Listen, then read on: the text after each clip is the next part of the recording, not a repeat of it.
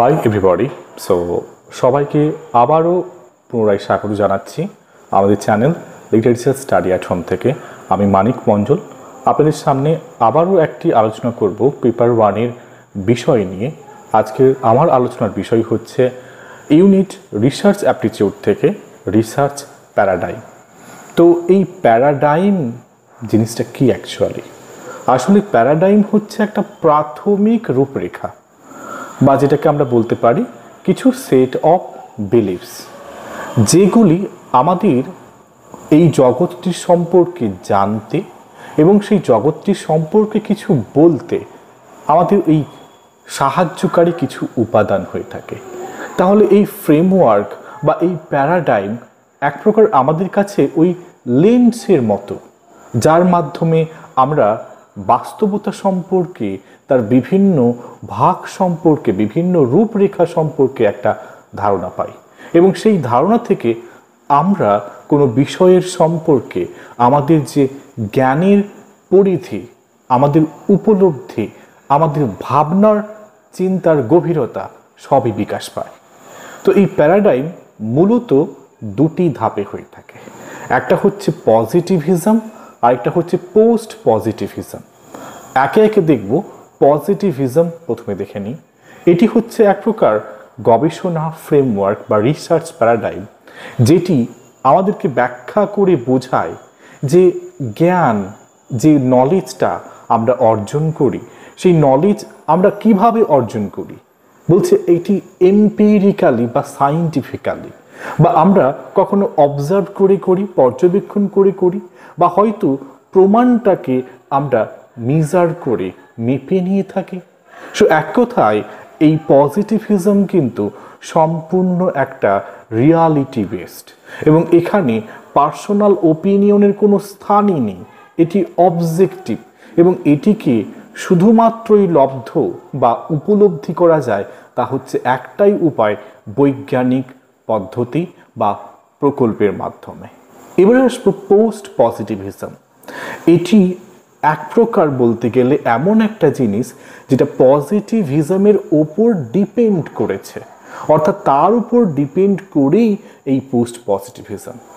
আসলে এটি অ্যাকনলেজ করে পজিটিভিজমকে, যে আমরা যে নলেজটাকে অনুসন্ধান করি, যেই নলেজটির মধ্যে অবশ্যই একটা নিশ্চয়ই একটা উদ্দেশ্য থাকবে, এবং সেই উদ্দেশ্যটারই অবশ্যই সায়েন্টিফিক হবে, অবশ্যই প্রমাণ সাপেক্ষ হবে, তাহলেই তো একটা বাস্তব সম্পর্কে আমরা সম্যক ধারণা পাবো। তাহলে এই যে আমরা যার বাস্তবিক সায়েন্টিফিক চাইছি, সবটাই কি অবজেক্টিভ? আমাদের কি হিউম্যান, আমাদের অনুভবের কোনো কি স্থান নেই? অবশ্যই আছে। তাই এই পোস্ট পজিটিভিজম আমাদের একটা সাবজেক্টিভ পয়েন্ট অফ ভিউ দেয়। অর্থাৎ আমাদের যদি সাবজেক্টিভ পয়েন্ট অফ ভিউ না থাকতো, তাহলে কোনো রকমভাবে যা তা রিসার্চ করতাম। তাই আজকে আমাদের প্রবলেম আছে বলে সেই রিসার্চগুলো করতাম না। অর্থাৎ দেখুন, আজকে যে গবেষণায় কেন গরম হচ্ছে বলে আমরা ফ্যান বা আমরা এসি করছি, গবেষণা থেকেই তো এসেছে। আজকে বিশ্ব উষ্ণায়ন হচ্ছে বলে তো গাছ লাগানোর কথা বলছি, রিসার্চ করছি। তাই পোস্ট পজিটিভিজম হচ্ছে আফটার দ্য রেজাল্ট। ওকে, এবারে আরও কিছু রয়েছে, যেমন হচ্ছে রিয়ালিজম। এই রিয়ালিজম তো আপনারা জানেন, আগেও বুঝিয়ে বলেছি যে এটি একটি অবজেক্টিভ রিয়ালিটির কথা বলে, যেটি কিন্তু সম্পূর্ণ স্বাধীনভাবে আমাদের যে উপলব্ধি, আমাদের যে বিশ্বাসের দ্বারা কিন্তু গঠিত, সম্পূর্ণ রিয়ালিটি বেসড। এবং এখানে সমস্ত জিনিসগুলি তারা অ্যাজ ইউজুয়াল যেমন রয়েছে তাই আমরা নিয়ে গবেষণা করি। অর্থাৎ ওটা আমরা কি ভাবি, আমাদের কি অনুভব রয়েছে, কোনো মাথা ব্যথাই নেই। জাস্ট একবার ভেবে দেখুন রিয়ালিজম অর্থাৎ এই যে ফ্রেমওয়ার্কটি কেমন। মনে করুন আপনি একটি লাল আপেল দেখছেন। এখানে বাস্তবতাটা বা রিয়ালিজমটা কি, যে ওই আপেলটি সত্যি সত্যিই লাল। এটা আপনি লাল রং পছন্দ করুন বা না করুন, ওটাতে কোনো কিচ্ছু যায় আসে না। ওই আপেলটির যে লাল ভাব, আপনার ভালো লাগা ভালো না লাগা আপনার ভাবনার কোনো তোয়াক্কাই করে না।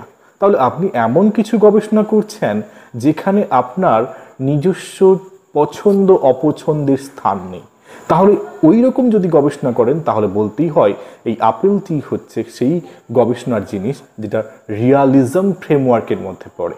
ওকে, সেকেন্ড আসবো প্যারাডাইমের মধ্যে কনস্ট্রাকটিভিজম। সো কনস্ট্রাকটিভিজম এটি কি বলছে আমাদেরকে, যে আমাদের যে যত সব বোঝাপড়া, আন্ডারস্ট্যান্ডিং, যে বাস্তবতাকে নিয়ে, এই সব কিছু কিন্তু আমাদের অভিজ্ঞতার মাধ্যমে হয়ে থাকে। আর এই অভিজ্ঞতা আসে থেকে সমাজে যেমন করে আমরা মিশি, ইন্টারঅ্যাক্ট করি, তো আমরা কিন্তু সব কিছুর একটা নিজস্ব একটা ব্যাখ্যা বা ইন্টারপ্রিটেশন করে থাকি আমাদের এই বিশ্ব সম্পর্কে।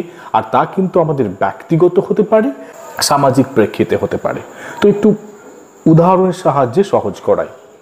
ভাবুন দুজন মানুষ, তারা একই সিনেমা দেখছে, ওকে, এবং সেই সিনেমাটাকে দেখছে কিন্তু একই সাথে একই রকমভাবে, কিন্তু ওদের যে ব্যাখ্যাটা কিন্তু আলাদা হতে পারে। কেন? কারণ তাদের জীবন, তাদের ভাবনা, তাদের দৃষ্টিভঙ্গি আলাদা। সো একজনের ক্ষেত্রে হতে পারে যে ও কি থ্রিলিং অ্যাডভেঞ্চারাস মুভিটা ছিল, আরও একজন বলতে পারে যে না রে, খুব মিনিংফুল একটা ড্রামা, অনেক মিনিং রয়েছে এতে। সো কনস্ট্রাকটিভিজম এটি এমন একটি গবেষণা যেটি আমাদেরকে, গবেষণার ফ্রেমওয়ার্ক রাদার, এটি সাজেস্ট করে যে এই যে ব্যাখ্যা বা ইন্টারপ্রিটেশন আমরা বলি, এগুলো কিন্তু ব্যক্তিগত। তো আমরা ইংলিশে যারা পড়াশোনা করেছেন আপনারা জানেন যে রিডার রেসপন্স থিওরি, প্রত্যেকের রিডারের ওন রেসপন্স রয়েছে, নিউ ক্রিটিসিজম এইসব জায়গায় কিন্তু রয়েছে। তো এগুলো কিন্তু ইউনিভার্সাল ট্রুথ বা রিয়ালিজম নয়, রাদার এটা কিন্তু এক একজনের নিজের তৈরি করা একটা মিনিং। তো এরকম হলে কনস্ট্রাকটিভিজম, মানুষ কনস্ট্রাক্ট করছে। তৃতীয় প্র্যাগমাটিজম। এটি কি? এই প্র্যাগমাটিজম মেইনলি তারা ফোকাস করে থাকে প্র্যাকটিক্যাল ফলাফলের উপর, অর্থাৎ পুরো লাইফ, ডে টু ডে লাইফের একটা ফলাফল, এবং যেটি রিয়েল ওয়ার্ল্ডের এক প্রকার বাস্তব স্বরূপ। তার মানে কি একটু ক্লিয়ারলি বলি, আসলে এরা কিন্তু আইডিয়াজ হোক বা থিওরিজ হোক, এগুলো কিন্তু তখনই কার্যকরী হয়ে থাকে, তখনই তাদের ইফেক্টিভনেস থাকে যখন তারা রিয়েল লাইফে কোনো প্রবলেম সলভ করে। অর্থাৎ বাস্তব জীবনে যদি আমাদের কোনো সমস্যা সমাধানে ওই আইডিয়াগুলোকে কাজে লাগাতে পেরেছি, তখনই কিন্তু সম্ভব হয়ে থাকে। ওকে, একটা উদাহরণ দিয়ে বলি। ভাবুন আপনি সিদ্ধান্ত নিয়েছেন, দুটো ডিফারেন্ট স্টাডি মেথড রয়েছে, আপনার প্রিপারেশন করছেন। একদিকে আপনি প্র্যাগমাটিজম যেটা বলছে যে আমি ওই সমস্ত পদ্ধতিটাকে অ্যাপ্লাই করব যেটা আমার নিজের সাথে রিলেট করতে পারবো, এবং আমি অতীতেও তো পরীক্ষা দিয়েছি, তাই আমার সেখান থেকে আমার মনে হয় এই আইডিয়াটা কাজে লেগেছে। তো আমি কিন্তু, কেউ যদি অন্য রকমের বলে যে এমন করে পড়ো বা এত রাত থেকে উঠে পড়ো, তো আমি কিন্তু সেটা নেব না, কারণ আমি যেটাকে আগে থেকে থিওরি বা যার রুটিনটাকে ফলো করেছি সেটাকেই কিন্তু অ্যাপ্লাই করে দেখছি, তখনই কিন্তু প্র্যাগমাটিজম ওটার রিয়েল লাইফে কিন্তু ইউজ হলো। ওকে, মেটাফিজিক্স। এটি কি? মেটাফিজিক্স হচ্ছে এক প্রকার একটা দার্শনিক ধারার একটা শাখার মতো, যাদের মেন উদ্দেশ্য হচ্ছে একটা বাস্তব জগতের সম্পর্কে একটা প্রাথমিক একটা নেচার বা একটা প্রাথমিক একটা ক্যারেক্টারিস্টিক্স বার করা, ওই বাস্তবটার অ্যাকচুয়াল এক্সিস্টেন্সের একটা ছটা স্বরূপ। তার মানে কি, এই মেটাফিজিক্স তারা প্রশ্ন করে যে আদৌ এটা রয়েছে কিনা এবং ওটা কেমন। তো যখন একটা গবেষণায় কারোর এক্সিস্টেন্স নিয়ে যখন আমরা কিন্তু রিসার্চ করি মেটাফিজিক্স, একটা উদাহরণস্বরূপ দেখুন। ভাবুন আপনি যখন বিস্ময় প্রকাশে আপনি ভাবছেন যে যেমন হচ্ছে চেয়ার বা টেবিল, এদের কি কোনো রিয়েল সত্তা আছে? তো যখন আপনি দেখলেন যে হ্যাঁ টেবিলটা হচ্ছে এরকম, চেয়ার হচ্ছে এরকম, এবং সেটা নিয়ে আপনি ভাবছেন, ভাবতে ভাবতে যে চেয়ার মানে কি হতে পারে, টেবিল মানে কি হতে পারে, প্রথমবার ভাবুন। সো এখানে মেটাফিজিক্স হচ্ছে আপনি আপনার যে ধারণা টেবিল মানে হচ্ছে 4টা পা থাকবে, উঁচু একটা জিনিস যেখানে বই টই রেখে পড়া যাবে, চেয়ার মানে হচ্ছে বসা যাবে এরকম। তো এখানে আপনি এক্সপ্লোর করছেন কনসেপ্টটাকে, যে চেয়ার মানে ওটা তো টেবিলের মতো নয়। তো আপনি দেখছেন চেয়ার মানে ওরকম পেছনে ঠেস দেওয়া যায়, তো পার্টিকুলারলি ওটাই যে চেয়ার, তার মানে এটা এমন কিছু ভেবেছেন যে ওরও 4টা পা থাকবে টেবিলের মতো, কিন্তু চেয়ারটির পেছন দিকে হেলান দিয়ে বসা যাবে এবং চেয়ারটির উপরে আপনি বসে পাটা নামাতে পারবেন, কিন্তু টেবিলে পারবেন না। টেবিলটাকে বরং সামনে রেখে তাতে বই পড়তে পারবেন। তো আপনি যখন একটা জিনিসের সম্পর্কে তার পুঙ্খানুপুঙ্খ জিনিস জানছেন, তার রিয়ালিটিটাকে, তার এক্সিস্টেন্সটাকে দেখছেন, তখন হচ্ছে মেটাফিজিক্স। অন্টোলজিও এক প্রকার বলতে পারলে মানে এই মেটাফিজিক্সেরই পার্ট, যার মেইন উদ্দেশ্য হচ্ছে নির্দিষ্টভাবে কোনো কিছু বিষয় নিয়ে বা কোনো কিছু জিনিস নিয়ে তার কাজ। অর্থাৎ কোনো কিছুর যে এক্সিস্টেন্স রয়েছে সেটা আমি মেটাফিজিক্সে দেখছিলাম, কিন্তু এখানে আরও মাইনর ন্যারো লেভেলে। অর্থাৎ এখানে তারা এমন কিছু কোয়েশ্চেন করে about the existence of something, বা সেটাকে কেমন করে আমরা তাকে, যে এটি তার লেগ, চেয়ারের লেগ, ওই লেগটা লেগ কেন সেটাকে ব্যাখ্যা করে। সো মেটাফিজিক্সেরই একটা পার্ট হচ্ছে অন্টোলজি। একটু ব্যাখ্যা করি। ভাবুন, আপনি ভাবছেন কোনো কিছু নিয়ে, এই বিশ্বে কেমন কেমন ধরনের জিনিস থাকতে পারে।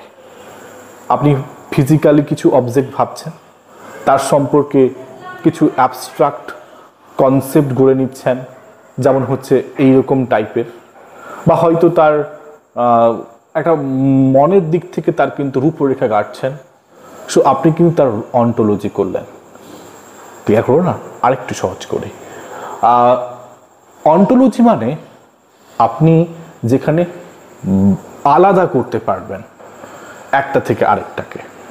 যেমন একটা কথা আমরা স্যাডনেস, হ্যাপিনেস বলে থাকি। সো হ্যাপিনেস মানে হচ্ছে এমন একটা সত্তা, এমন একটা ভাবনা যেটা কিন্তু একটা অ্যাজ এ কনসেপ্ট, যেটাকে কিন্তু ডিস্ট্রয় করা যায়, চেঞ্জ হতে পারে স্যাডনেসেও। তো আপনি এই হ্যাপিনেসটাকে বুঝলেন কি করে? তো অনেকগুলো ফিলিংয়ের মধ্যে, ফিলিং তো সত্তা রয়েছে, স্যাডনেস, হ্যাপিনেস, বোরডম, তার মধ্যে একটি কিন্তু। ওকে, নাও আসবো এপিস্টেমোলজি। সো এপিস্টেমোলজি কি? এপিস্টেমোলজি হচ্ছে আমাদের যে কিছু বিলিফ সিস্টেম রয়েছে, আমাদের যে জ্ঞান রয়েছে, ওই জ্ঞান বা বিলিফকে স্টাডি করাটাই হচ্ছে এপিস্টেমোলজি। তার মানে কি, এখানে আমরা কেমনভাবে জানি, কি জানি, এবং সেটিকে সঠিক কিনা, সেই বিশ্বাসগুলি রাইটলি কিনা পুট আউট করছি, ফাইন্ড আউট। এবারে আসবো র্যাশনালিজম। সো র্যাশনালিজমও একটি কনসেপ্ট যেটি আমাদেরকে বোঝায় বা ফ্রেমওয়ার্ক, যে রিজন বা যুক্তি, লজিক্যাল থিঙ্কিং বা আমাদের তাত্ত্বিক যে ভাবনা, এগুলো কিন্তু প্রাথমিক জ্ঞানের সাহায্যকারী উপাদান। এটা আমাদেরকে বোঝানোর চেষ্টা করছে যে আমরা যে জ্ঞানটা অর্জন করি তা কিন্তু এই ইন্টেলেকচুয়াল, বৌদ্ধিক রিজনিংয়ের মাধ্যমে করি, আমাদের সেন্সরি যে অর্গান রয়েছে তাদের মাধ্যমে কিন্তু নয়। আমরা কিন্তু ইন্টেলেক্টের মাধ্যমে করে থাকি। সরি, ভাবুন একটা উদাহরণ দিই। আপনি যখন একটা গাণিতিক সমস্যা সমাধান করছেন, তো আপনি কিন্তু সেন্সের মাধ্যমে করছেন, আপনি যুক্তির মাধ্যমে করছেন। যেমন হচ্ছে 2 + 2 = 4। তো এটি কিন্তু একটা লজিক্যাল রিজনিং থেকে এসছে। এটা আপনি নিউমেরিক্যাল ভ্যালুগুলোকে অবজার্ভ করে তাদের ক্যারেক্টারিস্টিক্স দেখে করেননি কিন্তু। বুঝতে পেরেছেন? এরপরে আসবো এমপিরিসিজম। এমপিরিসিজম কি? এটিও এক ধরনের ফ্রেমওয়ার্ক। এটি গুরুত্ব দিচ্ছে যে আমরা যে জ্ঞানটাকে যে অর্জন করি, নলেজটাকে যে অ্যাকোয়ার করি, এটা বলছে সেন্সরি এক্সপিরিয়েন্স থেকে আসছে। জাস্ট র্যাশনালিজমের অপোজিটটা হচ্ছে এমপিরিসিজম। অর্থাৎ আমরা যা দেখছি, আমরা যা শুনছি, আমরা যা স্পর্শ করছি ইত্যাদি সেন্সরি এলিমেন্ট দিয়ে। সো এখানে বলছে যা রোল অফ অবজারভেশনটা হচ্ছে বেশি। আমাদের এক্সপিরিয়েন্সটা হচ্ছে বেশি, যার মাধ্যমে কিন্তু নলেজটাকে গেইন করছি। তাহলে র্যাশনালিজম যেটা বলছে, এম্পিরিসিজম তার ঠিক অপোজিট কথাটি বলছে। তো এটিও কিন্তু একটা ফ্রেমওয়ার্ক, যার মাধ্যমে কিন্তু আমরা গবেষণা করি। সো উদাহরণ দিয়ে বলি, ভাবুন আপনি কিন্তু বিভিন্ন ধরনের আবহাওয়াটাকে সম্পর্কে জানছেন। শীতকালে প্রচণ্ড শীত লাগে, গরমকালে গরম হয়, বৃষ্টিকালে বৃষ্টি হয়। তো এগুলো কিন্তু আপনি আপনার এম্পিরিসিস্ট যে কনসেপ্টগুলোকে কাজে লাগাচ্ছেন, যেমন হচ্ছে স্পর্শ করে, যেমন হচ্ছে শুনে, যেমন হচ্ছে দেখে। তো এগুলো কিন্তু ডাইরেক্টলি করছেন। সো এম্পিরিসিজম অলওয়েজ কিন্তু ডাইরেক্টলি শেখাটাকে গুরুত্ব দিয়ে থাকে।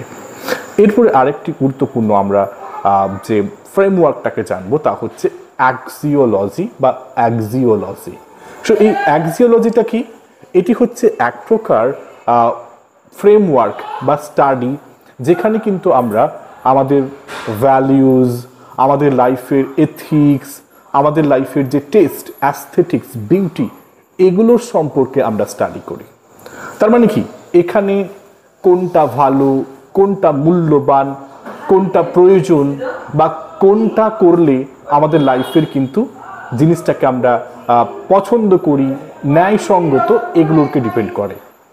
তো একটা উদাহরণ দিয়ে বলি। সো যখন আপনি সিদ্ধান্ত নিতে চলেছেন যে একটা জিনিস আমি কিনবো কিনা, এটা ইকো ফ্রেন্ডলি কিনা, বা এটা রাইটলি হচ্ছে কিনা, তো এই ক্ষেত্রে কিন্তু আপনি কিন্তু আপনার স্বাদ, টেস্ট, এইরকম যখন আপনি করছেন, মানে তখন আপনি কি করছেন, আপনি আপনার এনভায়রনমেন্টাল যে অ্যাসপেক্টগুলোকে, তার বেনিফিট কতটা, তার কতটা এটা বেশি কস্টলি কিনা, এটা কিনলে আপনার সুবিধে হবে কিনা, তো এইরকম করছেন।